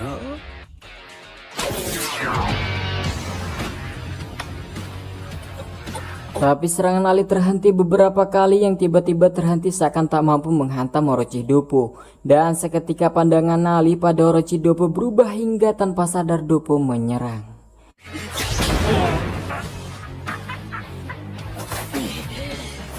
Kemudian Orochidopo menjelaskan bahwa tadi adalah sebuah insting alami dari Ali sendiri yang merubah aturannya layaknya petarung Kendo, di mana dalam Kendo posisi terikat latihan dan turnamen akan menggunakan pedang bambu untuk senjata menyerang, seakan senjata yang tak ingin menyakiti lawannya.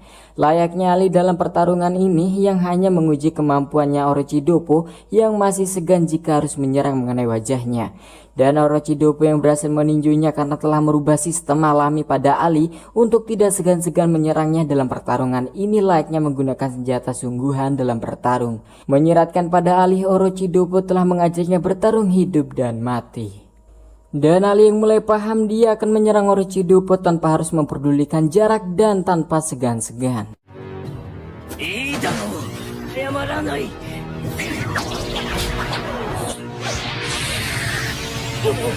この野郎。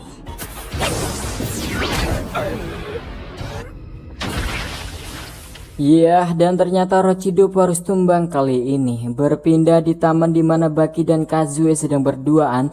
Di sini Kazue sangat kesal mengapa Baki mengalihkan pandangan pada wajahnya. Ya, karena jika aku melihatmu terus-menerus bisa jatuh cinta berulang kali, ungkapnya. Membuat Kazue sangat hatinya meleot dan tiba-tiba di tengah adu cupang mereka dikagetkan dengan hadirnya Ali di belakang mereka. Ali ingin join. Ali mengungkapkan pada Baki jangan jantan bahwa dirinya ingin menikahi Baki, Kazue. Membuat Kazue tertawa terpaksa seakan bingung harus bersikap. Kemudian Baki menghadapnya menanyakan apakah ucapan tadi mempunyai niat untuk membuatnya marah dan bertarung. Namun Ali menegaskan bahwa dia datang sebagai pria sejati yang mengungkapkan perasaan pada wanita yang dia suka bukan lewat WA. Jika memang begitu menurut Baki dirinya tak berhak menghentikannya karena memang Kazue bukan milik siapa-siapa, ungkap Baki yang membuat Kazue terkejut. Tapi Kazue menegaskan bahwa dia pacarnya Baki, begitu juga Baki yang mengakuinya. Tapi itu tak berlaku pada semua pria, siapapun boleh jatuh cinta padamu, ungkap Baki. Dan sekarang Baki meminta Kazue memilih satu siapa yang lebih Kazue suka. Dan Baki sendiri tak akan menuntun Kazue untuk memilih dirinya. Dan ungkapan Baki juga membuat Ali puas dan pergi meninggalkan mereka. Dan kini Baki paham bahwa yang berniat melamar Kazue adalah Ali Junior.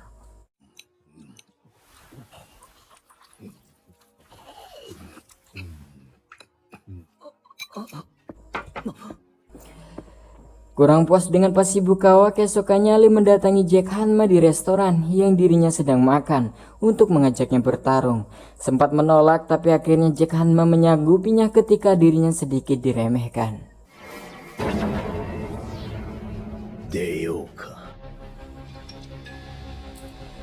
Hingga akhirnya mereka memutuskan akan bertarung di sebuah gedung tua dan tanpa basa-basi Jack lekas mengawali menyerang.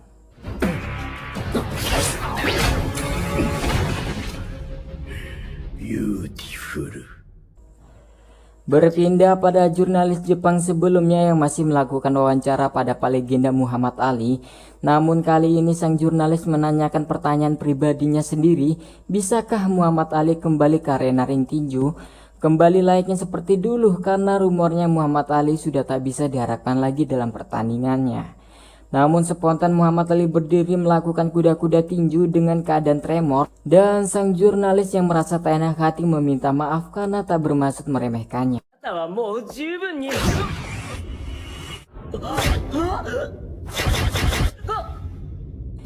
Ya, tapi nyatanya tinju Muhammad Ali masih mematikan membuat sang jurnalis terdiam dibuatnya dan tak percaya beliau masih bisa menggunakan tinjunya sama saat di masa kejayaannya. Walaupun begitu hal tadi cukup menguras staminanya Muhammad Ali dan mengungkapkan bahwa Sinta membuatnya lemah, tapi putranya bisa. Kembali pada Ali yang masih bertarung.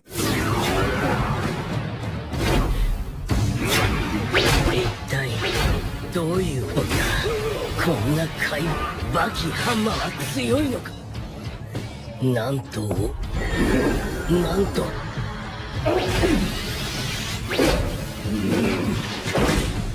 なんと力強く良いほどのポテンシャルを持ちながら徹底的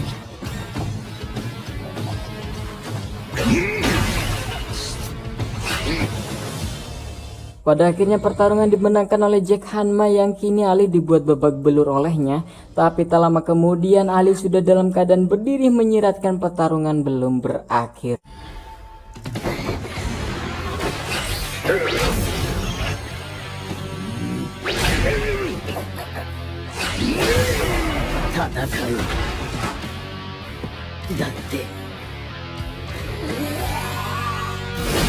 Stand and fight.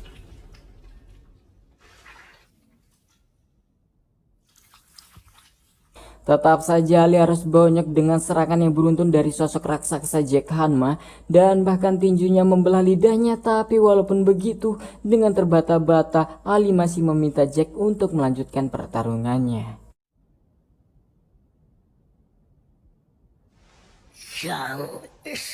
Namun Jack yang melihat kondisi Ali yang mengenaskan lebih baik dia meninggalkannya. Singkat cerita, 5 hari setelahnya kembali Ali menemui Kazue di restoran yang sama. Ali yang tubuhnya penuh memar dan lidahnya yang sudah dijahit membuat Kazue sedikit terkejut dan mengungkapkan bahwa ini akibat dari ulahnya.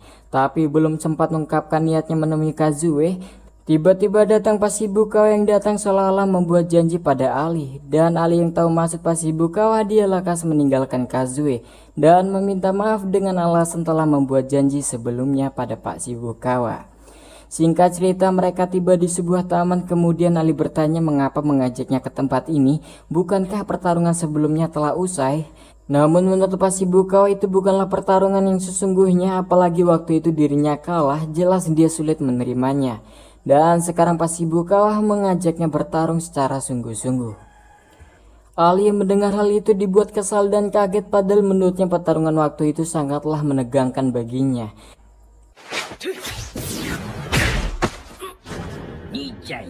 Dan Pashibukawa yang terus berfokus mencekram jari-jari Ali sampai membuat jari-jarinya patah serta membentur-benturkan wajahnya ke segala arah tanpa henti.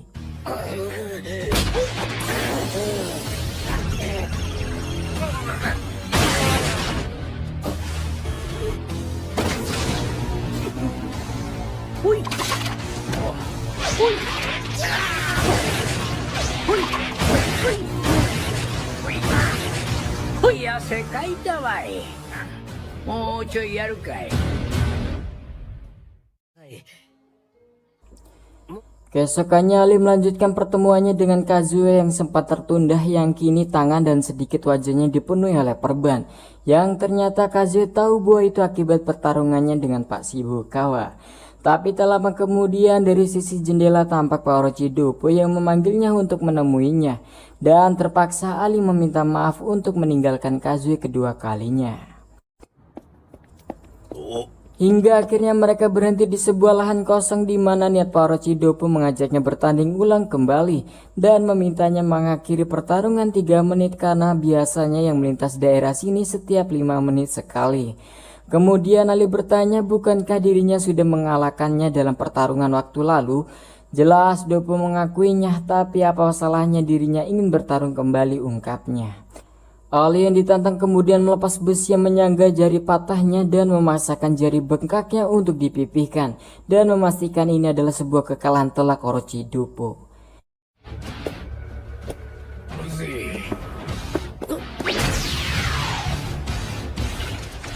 Ya, tapi serangan pertama tinju Ali harus membentur jidat Dopo yang keras hingga mematahkan tulang punggung tangannya dan masih berusaha menyerangnya.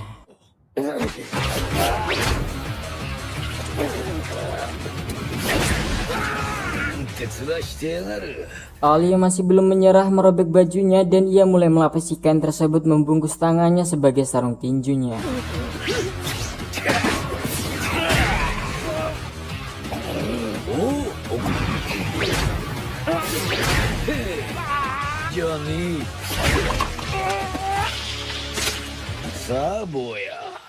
Ali mulai kesulitan karena semua bagian tangan, lutut, dan kakinya sudah terkena serangan dari Orochidopo, mustahil bisa bertarung.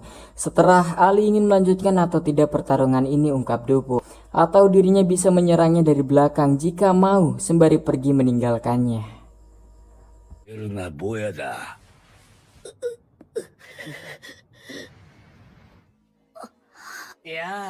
Singkat cerita, keesokannya Ali kembali menemui Kazue yang sebelumnya terus-terusan tertunda, yang kini kondisi Ali sangat mengenaskan dengan perban di mana-mana, ditambah menggunakan tongkat karena kakinya yang sempat patah. Tapi dengan pertemuan yang selalu gagal dan kondisi Ali yang semakin parah setiap pertemuan, tanpa sadar mereka makin saling bertemu. Bahkan menurut Ali, atas pertemuan yang sering ini, mereka menjadi tahu satu sama lain. Contohnya seperti Kazue yang suka teh lemon dan sedangkan dirinya yang suka kopi panas. Dan satu lagi, pertemuan mereka yang sering ini seakan mereka punya kebiasaan yang tanpa sadar sering terjadi. Kazue yang sering duduk dekat pintu masuk dan dirinya yang membelakangi pintu masuk. Namun Kazue yang tak mau bersikap lebih dalam karena menjaga perasaannya pada Baki, dia memilih diam dan mengalihkan pertanyaan apakah lukamu lah kala bertarung dari Orochidopo. Tapi dengan tegas dirinya belum mengaku kalah, ungkap Ali.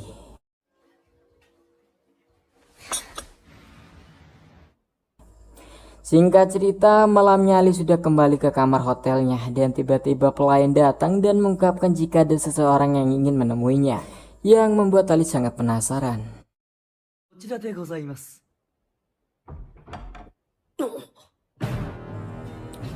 Ternyata itu adalah ayahnya yang menunggunya, yang membuat Ali terkejut atas kedatangan ayahnya ke Jepang dan bertanya mengapa ke sini. Dan ayahnya datang berniat ingin bertarung dengan anaknya sendiri tanpa sarung tinju, ungkapnya.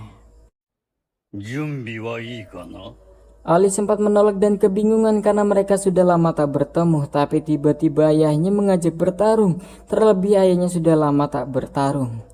Tapi kemudian ayahnya mengungkapkan bahwa dia sudah berlatih berjalan selama 18 bulan, dilanjutkan dengan latihan tinju samsak, bahkan bertarung di ring bersama petarung berpengalaman.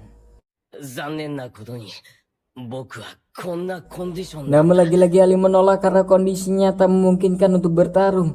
Namun di sini ayahnya sangatlah kecewa, menganggap Ali sangatlah pengecut, tak berani melawan pria tua 60 tahunan bahkan sakit-sakitan ini, ungkapnya. Bukankah sebagai seniman bela diri harus bersiap bertarung dalam kondisi dan situasi apapun?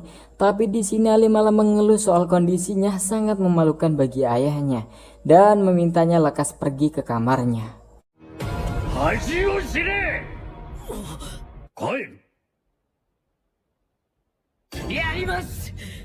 Merasa diremehkan dan dikatakan pengecut, Ali bersedia bertarung dan ayahnya yang meringis seakan bahwa dirinya berhasil memancing amarah putranya.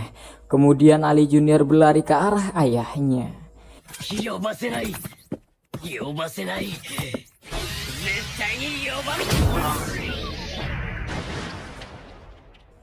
Ya, Ali harus menerima pukulan cepat ke wajahnya walaupun sudah tua dan melewati 5 tahun yang kejam dan keras. Pukulannya menggambarkan latihan yang sangat luar biasa. Ali terkejut dengan kemampuan ayahnya, tapi ini baru pembukaan.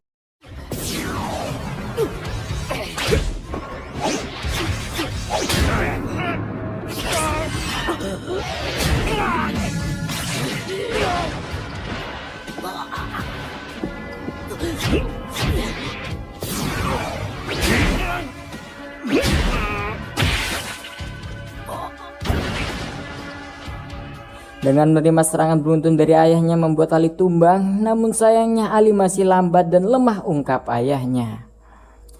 Beberapa saat kemudian Ali yang mulai pulih di kamarnya bersamaan tiba-tiba datang Pak Tokugawa menawari Ali untuk bertarung dengan Baki Hanma, calon manusia terkuat. Namun di sini ayahnya yang seakan memanas-manasi putranya bahwa putranya Ali Junior tak mempunyai keberanian seperti itu dan dia pasti akan terus-menerus mencari alasan untuk menghindar. Namun rasa tersinggung sembari bersimpuh, Ali menerima tantangannya. Kemudian scene berpindah di kediaman Pak Tokugawa yang sedang bersama utusannya yang menyampaikan bahwa Baki menerima tawaran bertarung dengan Ali juga dan akan bertarung sekuat tenaga, ungkapnya, yang membuat Pak Tokugawa sedikit terkejut. Sementara itu Ali sendiri masih berusaha melatih tinjunya walaupun dengan lengan yang penuh perban tanpa henti. 何時間が走って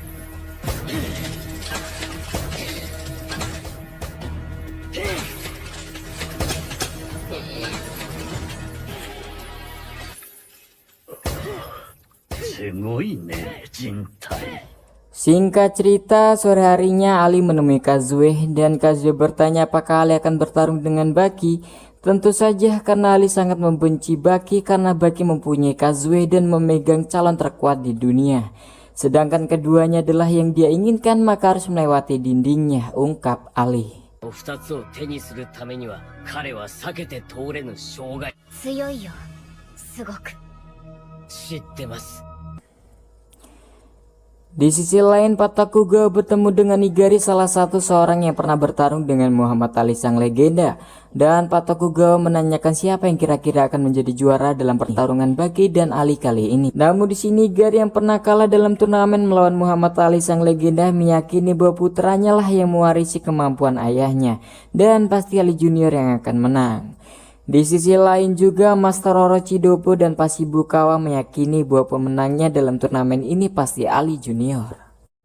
一致しましたな。君の目の前でハンマーを倒す。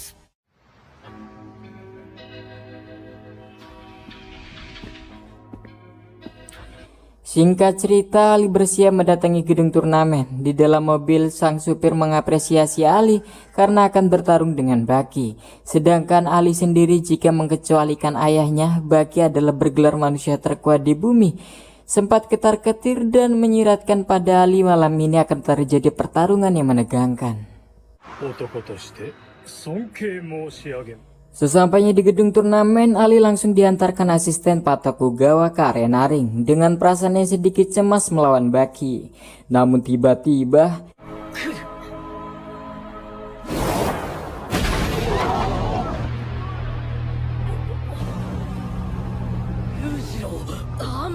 ya, ternyata itu adalah lompatan dahsyat dari Yujiro Hanma yang membuat penonton kaget atas kehadirannya. Dan setelah berbincang atas kekuatan putranya Baki, sosok yang suatu saat akan menantangnya juga. Namun tiba-tiba Baki datang meminta ayahnya menyingkir dari arenanya. Dan tampak Muhammad Ali yang ikut menyaksikan pertarungan putranya. Dan sekarang Yujiro akan memulai aba-aba pertarungan mereka. Dimulai Baki yang menghampiri Ali perlahan. どけすぐ最短距離勇気チ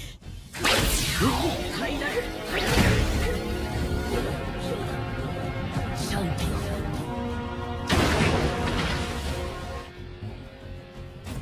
Ya, cukup satu serangan Baki berhasil menumbangkan Ali. Tak lama kemudian dirinya kembali tersadar dan Baki yang bertanya dilanjutkan atau tidak. Ali yang kembali bangkit memastikan bahwa serangan tadi adalah serangan terakhir Baki dan dia siap untuk bertarung sampai mati. Sebagaimana yang diajarkan ayahnya, meninju sebelum ditinju, membunuh sebelum dibunuh. Dan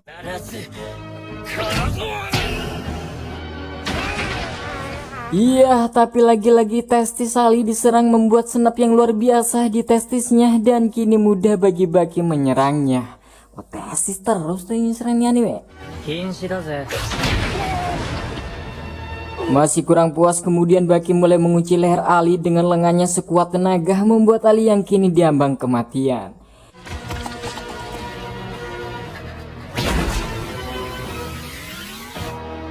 Iya, tiba-tiba Muhammad Ali ayahnya datang yang langsung menghentikan Baki. Baki yang diserang tak marah, malah ia merasa terhambat mendapat tinjuan dari sang legenda boxing. Untuk Anda lekas datang, jika tidak Ali pasti mati, ungkap Baki. Muhammad Ali sendiri mengetahui hal itu, makanya dia menghentikan pertarungan ini dan meminta maaf jika perlakuannya tadi kurang sopan.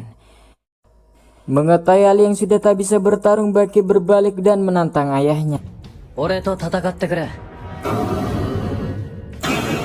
Karena Baki ingin lekas mengakhiri kisah cita-citanya di mana Baki remaja berusaha mengalahkan ayahnya. Ditambah diketahui ibu Baki sendiri terbunuh oleh ayahnya Yujiro Hanma. Dan kini Baki yang sudah mulai dewasa sudah bersiap menantang ayahnya. Yujiro yang mendengar hal itu pun bersemangat. Sebagaimana Yujiro tahu banyak insiden sekali yang mengubah Baki anaknya berevolusi menjadi sangatlah kuat. Dengan kata lain, Yujiro sudah menganggap Baki sudah layak menjadi lawannya. のはずだった脆弱なる子猫はいつしかなる熟成を諦めずやがて俺の餌として完成を認めてる。オーガがバキを敵として認め。 Namun pertarungan tak dilakukan sekarang dan meminta Pak Tokugawa atur jadwal pertandingannya.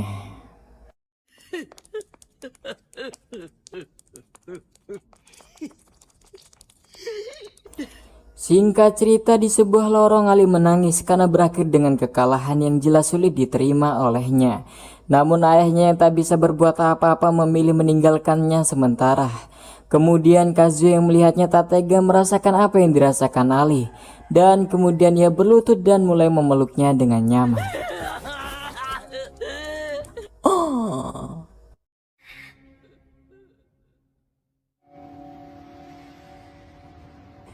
Kemudian di sisi lain Orochi Doppo dan Pashibukawa telah gagal memprediksi turnamen ini yang ternyata Baki yang keluar menjadi juaranya. Menyadari Baki yang bertambah kuat, kemudian kabar tentang Yujiro sang bergelar manusia terkuat menganggap Baki layak menjadi lawannya mulai tersebar di kalangan petarung Jepang.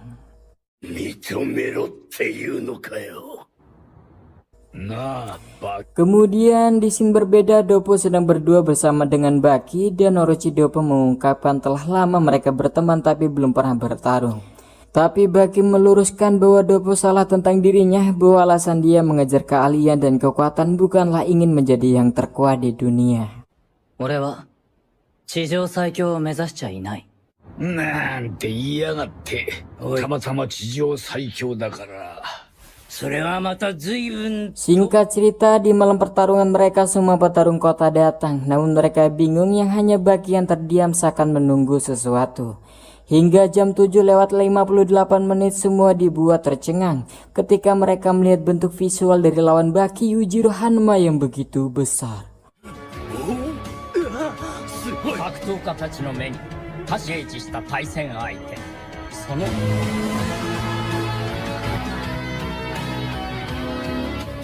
東アフリカ。 Sementara itu di detik yang sama Yujiro sendiri sedang berada di Afrika Timur di siang harinya, di mana perbedaan waktu antara Jepang dan Afrika berbeda 6 jam, yang sekarang sedang menantang seekor raja hutan.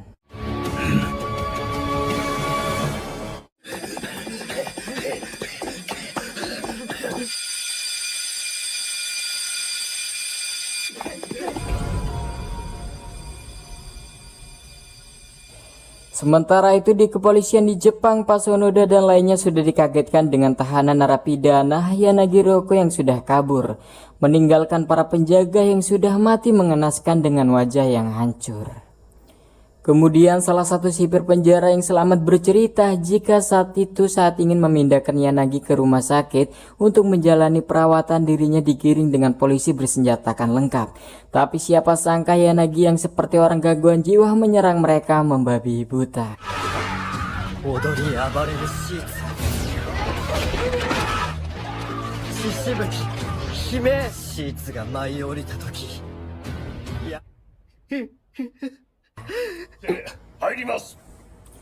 Beberapa hari kemudian Pak Sonoda melapor atas kaburnya Yanagi, terpidana mati mereka, pada Inspektur Jenderal Kepolisian. Mengetahui itu, sang jenderal mengarahkan Sonoda untuk memeriksa tahanan narapidana dengan kasus yang sama sebelum khawatir jika mereka melakukan hal yang serupa.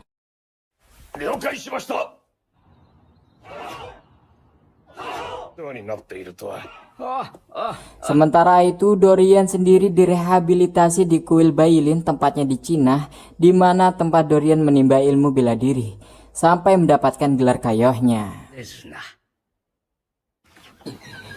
Sesampainya di ruangan Dorian, Pak Sonoda sudah dibuat kaget dengan Dorian yang ternyata sedang melukis permen. Ditambah lukisan Dorian yang cukup laku dijual pasaran, ungkap biksu yang mengantarkannya. Tapi dengan hobi baru Dorian membuat postur tubuhnya sedikit berubah karena Dorian yang melukis kanvas yang rendah tanpa dengan sebuah kursi. Posisi itu sama dengan latihan bela diri Cina yang memperkuat tubuh bagian bawah, atau juga disebut dengan teknik Zhangzuang.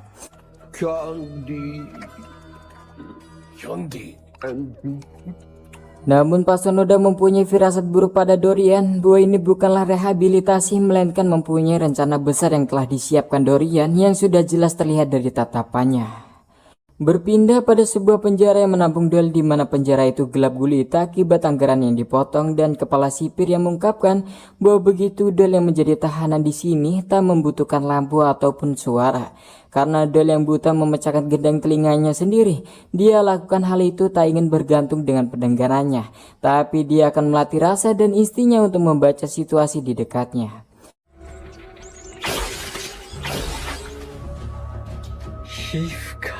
Ya, Del melatih kulitnya sebagai indera peraba untuk merasakan dan membaca situasi di dekatnya, dan nyatanya itu berhasil.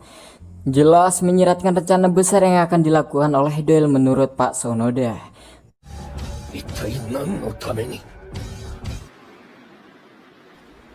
Kemudian Pak Sonoda mendatangi penjara di sebuah pulau terpencil, di mana sipir penjara berkata tak ada kegiatan yang mencurigakan pada Shikoroski. Tapi hanya saja sang sipir dibuat kaget dengan kekuatan jari-jari Shikoroski. Di mana saat itu sadirnya berpatroli, uang koinnya terjatuh dan masuk ke dalam ruangan Shikoroski dikurung. Tapi tak lama kemudian koinnya sudah keluar dengan keadaan bulat bak seperti meremas kertas. Dan bahkan saat Pak Sonoda menjenguknya, tampak Shikoroski yang sedang mencengkeram dinding polos tanpa sebuah pijakan ataupun sesuatu untuk pegangan. Entah dia dalam keadaan sadar ataupun tertidur, tapi yang jelas Shikoroski melakukan hal itu sampai pagi harinya, ungkap sipir. Dan membuat Pak Sonoda yang melihatnya pun tercengang.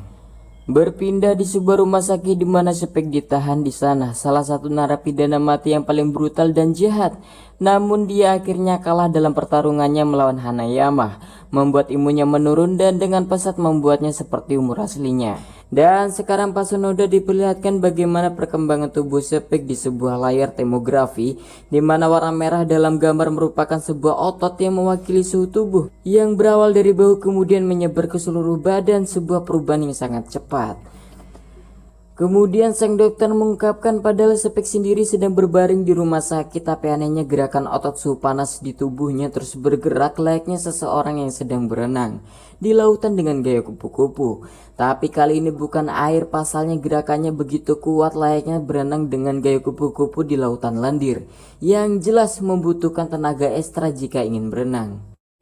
Sementara itu Sepik yang terbaring memang membayangkan dirinya berenang di lautan lendir sembari mempergerakkan ototnya perlahan tanpa mempergerakkan tulangnya, membuat tubuhnya perlahan pulih seperti semula. Melihat fenomena bersamaan ini menyiratkan pada mereka bahwa fenomena sinkronisasi sebelumnya akan terjadi kembali, dan meminta Pak Sonoda untuk menyelidiki kasus ini lebih lanjut. 了解しました。